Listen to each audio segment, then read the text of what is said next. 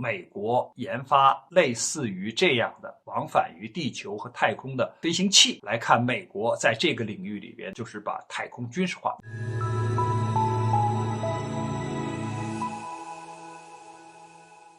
大家好，我是曹伟东。美国的 X-37B 6次执行完任务之后呢，返回了美国。那么这次呢，他又创造了一些新的记录。第一个呢，就是在轨的工作时间，因为 X-37B 啊，它的前身是 X-37，然后是 X-37A， 然后是 X-37B。那么这次呢，它是执行的第6次任务。那么此前呢，也就是第5次任务的时候呢，它的在轨时间是870天啊。那现在呢，达到了908天，滞空的时间越来越长。还有一个呢，就是它既然用猎鹰9啊，把它送入这个空中，那么这个猎鹰9是可以回收的，所以它以后的发射的时候呢，可以降低成本。再有一个呢，就是它这次执行任务呢，主要是给美国海军呢，测试这个光伏射频啊这种天线。再一个呢，就是给 NASA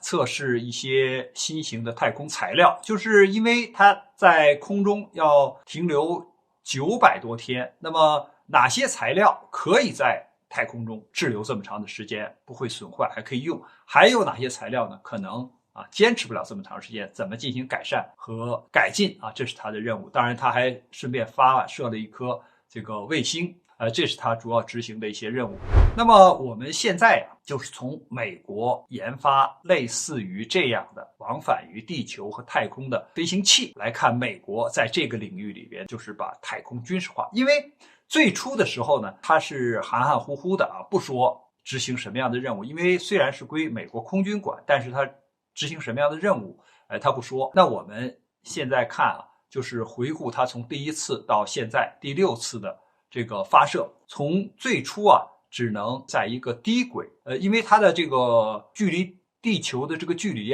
是300到400公里这样一个距离。它的这个倾角发射后的倾角呢，基本上是在38度到43度。那么第6次，也就是最近这一次呢，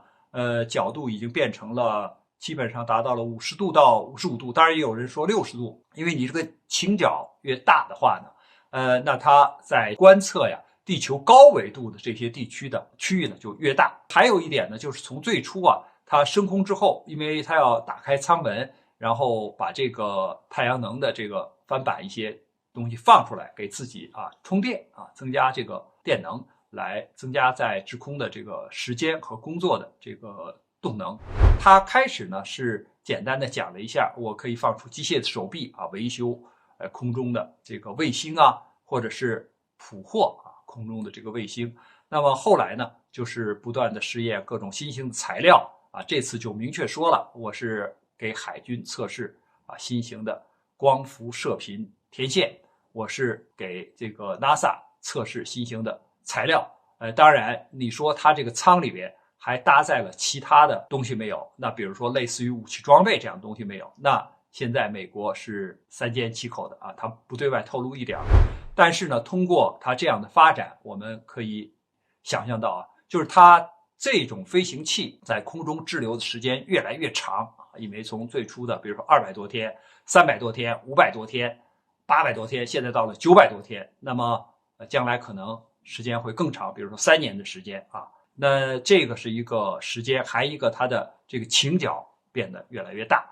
再有一个呢，它在发射的这个灵活性上既可以用其他的一次性火箭发射，还可以用猎鹰9这样的就多次性的火箭来发射，降低它的成本。那么它的功能呢，从最初的就是简单的靠近其他国家的卫星或者自己的卫星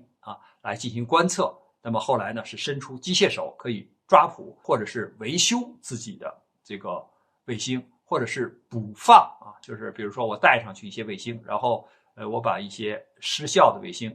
这个位置上填补上自己新的卫星。那么现在呢，在试验更多的这种功能或者是设备。那么我们下一步可以看到，美国仍然会在这方面加大它的这个投入力度，增加它的这种就是测试灵活性、测试各种功能啊，来增加它在太空中